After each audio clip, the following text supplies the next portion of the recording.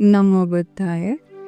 Buddhists all around the world are celebrating the 2569th year of the Buddhist era, commemorating the triple great occasions of the Supreme Buddha's birth, the full enlightenment, and the final passing away.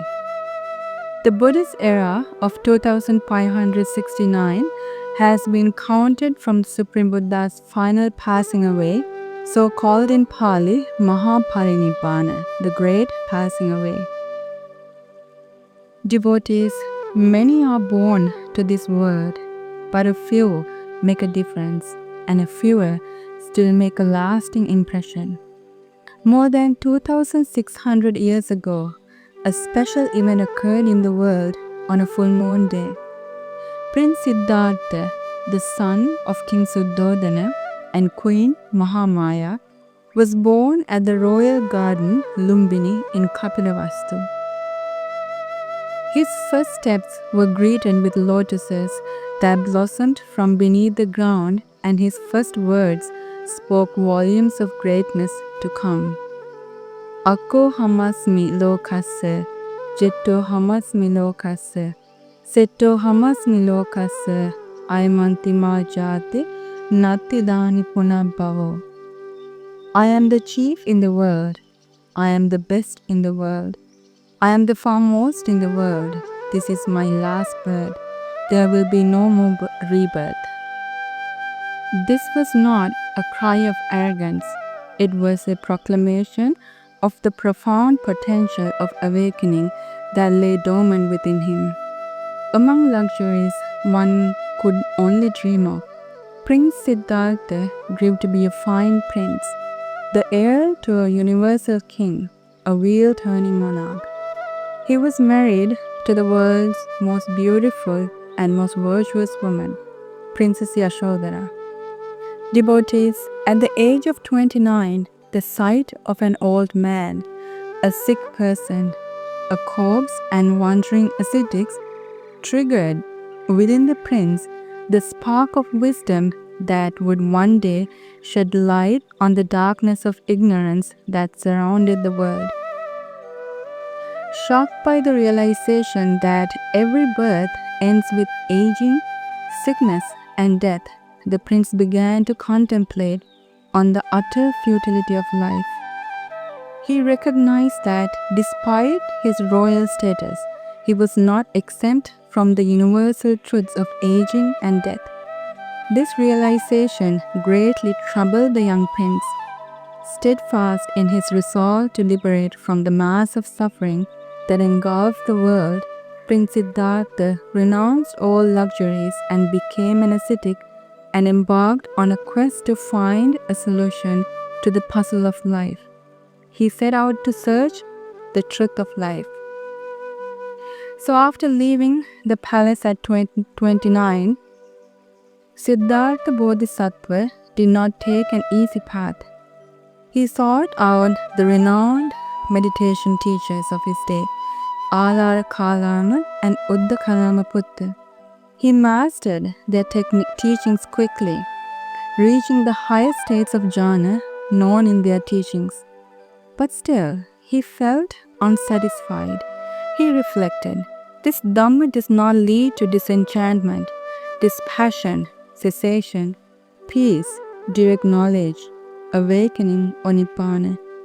Realizing that the quest for truth was a journey he had to undertake alone, he left those teachers and turned to self-mortification, a practice widely believed at the time to be the path to liberation. Devotees, as an ascetic, Siddhartha Gautama struggled to realize the truth.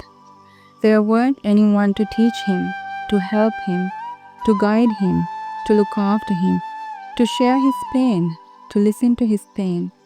There wasn't anyone that he can lean on or count on. He was all alone, deep in the middle of the jungle, torturing his body, hoping for some realization so that he can help beings that are suffering. For 6 years, ascetic Siddhartha Gautama practiced self-mortification and was convinced that neither self-mortification nor self-indulgence was the way to deliverance from suffering.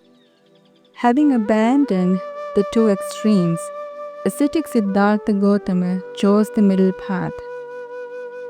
After long struggle and deep meditation, with great dedication, with great strength and wisdom, defeating the army of Mara in the middle of the night of a full moon day, under the Bodhi tree in Bodh Gaya, he became a fully enlightened Buddha, the fully awakened one. Our great teacher, Gautama Supreme Buddha, realized the Four Noble Truths without anyone's help. He realized the noble truth of suffering, the noble truth of the cause of suffering, the noble truth of the cessation of suffering, the noble truth of the path that leads to the cessation of suffering, which is known as the middle path, the Noble Eightfold Path. Devotees, it is by far the greatest achievement by any person in the history of mankind. The rising of a Buddha is so unique that the exceptionality of this occurrence can only be highlighted by a Buddha. An enlightened Buddha arises after the passing away of many eons. An eon, a kappa, is an unimaginably long period of time. Buddha used similes to help us understand just how long a single eon is. He explained, suppose there was a great stone mountain, about 10 kilometers in length and width and height, and once every 100 years someone was to gently brush it with a fine piece of cloth. The mountain would be worn away before the end of a single eon. So a Buddha is not born by chance, nor by ordinary means. His arrival is the culmination of countless lifetimes spent cultivating boundless compassion, unwavering truths, and perfect wisdom. When the conditions of the world are ripe, when suffering abounds and the true path is lost, he appears not for his own gain, but out of deep compassion for all living beings. The birth of the Buddha is so more than the emergence of a great teacher. It is the awakening of hope for gods and humans alike. It is the rising of a light in the darkness of ignorance, a beacon to guide beings across the turbulent ocean of samsara, the endless cycle of birth and death. Such a birth is exceedingly rare. The teachings compare it to a blind turtle surfacing in the vast ocean once every 100 years, and by sheer chance placing its head through a tiny wooden ring floating on the water. That's how rare the encountering a Buddha in the world. The Buddha explains because there is one person that arises in the world out of compassion for the welfare and happiness of many devas and humans. Who is that one person? The Tathagata, the Arhat, the perfectly enlightened one. Because the emergence of one person is rare in the world. Who is that one person? The Tathagata, the Arhat, the perfectly enlightened one. Because there is one person arising in the world who is extraordinary. Who is that one person? The Tathagata, the Arhat, the perfectly enlightened one. In these few words, the Buddha reveals the immense depth of the Bodhisattva's vow, fulfilled in the moment of perfect enlightenment. The rising of a Buddha is not merely the unfolding of personal awakening. It is the blossoming of limitless compassion for all beings, visible and invisible, high and low, near and far. The Tathagata appears in a world clouded by delusion, where beings wander lost in ignorance, clinging to fleeting pleasures and tormented by suffering. Out of boundless love, he walks among them, not as a ruler, nor as a god, but as a teacher who illuminates the way. He is called an Arhat, for he has destroyed all defilements, and conquered the inner enemies of greed, hatred, and delusion. He is called Samma Sambuddha, the one who has awakened by his own wisdom and who shares that wisdom without expectation, without limit, and without attachment. The Buddha does not ask for worship nor demand obedience. Instead, he offers a path peaceful, noble, and timeless, leading out of sorrow toward freedom. His words bring peace, like a gently stream flowing through a dry and thirsty land. His presence radiates serenity, like moonlight gently washing over the silent night. To encounter such a being is beyond rare. To hear his Dhamma, to walk his path, to shape our lives by his example, this is a blessing that spans lifetimes. So let us remember, in the great expanse of time, where countless lives are lived in unknowing, there comes once in a vast while one who arises not for himself, but for the world. For 45 years, moved by boundless compassion and deep wisdom, the Supreme Buddha walked the dusty paths of ancient India, not for fame or reward, but to liberate beings from the chains of suffering. Without the slightest trace of pride and prejudice, he shared the profound truth he had realized with open hands and an open heart, teaching both humans and celestial beings with equal care. He taught not as a god, but as a compassionate guide, pointing the way to peace, showing the noble path that leads beyond birth and death. Rich and poor, kings and outcasts, monks and householders, all were welcomed. And when his work was done, when the wheel of Dhamma had been firmly set in motion and thousands had awakened through his guidance, the time came for him to take his final leave. On the full moon day of Vesak, beneath the twin sala trees in the peaceful grove of Kusinara at the age of 80, the Blessed One, the Tathagata, the Arhat, the fully enlightened Gautam Buddha entered Parinibbana.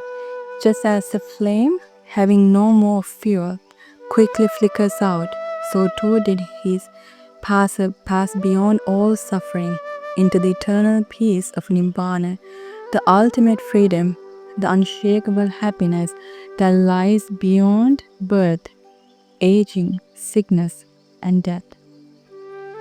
The world grew quiet in that moment. Flowers bloomed out of season, and the earth itself trembled in reverence. Even the Devas wept, for the light that had illuminated the world for so long had gently faded, leaving behind not darkness, but a path, a legacy, and a boundless teaching that would shine for generations to come. Devotees, though the Buddha has attained final Nibbana, he did not leave his disciples without guidance. With unwavering clarity and gentle assurance, the Buddha prepared them for what was to come, not with sorrow, but with wisdom. In his final moments, he turned to his beloved attendant Venerable Ananda, offering words not of farewell, but of enduring truth, a reminder that while the body may perish, the Dhamma remains as a timeless guide. Before his great passing away, the Blessed One turned to his chief attendant Venerable Ananda and spoke with deep wisdom. O Ananda, after my passing, you may feel as though you are without a teacher. You may think that your teacher now belongs to the past, but Ananda, you should not think in this way. The Dhamma I have proclaimed and the Vinaya I have laid down will at my passing become your guide. The Dhamma will be your teacher. Though the Supreme Buddha has attained final Nibbana, we, his disciples, are far from being without guidance. The Buddha's words, his teachings, and his code of discipline, the Dhamma and the Vinaya, remain alive, shining brightly and clearly, just as the moon illuminates the night with its pure and gentle light on a full moon night.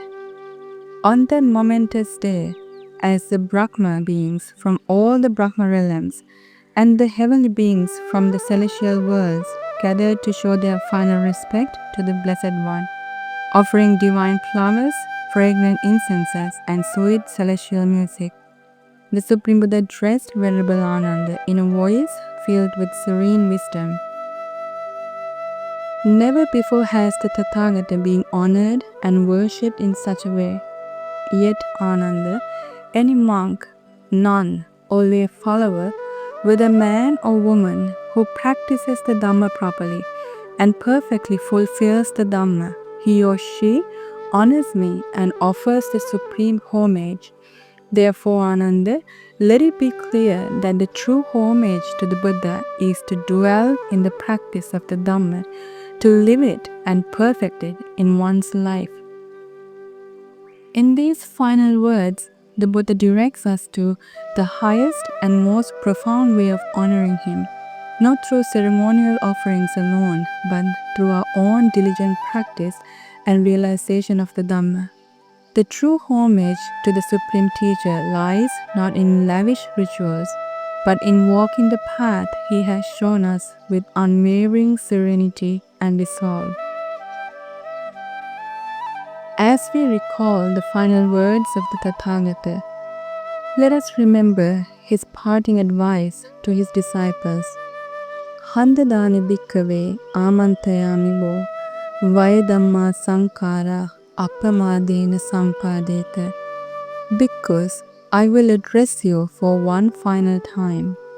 All conditioned things are impermanent, therefore strive diligently.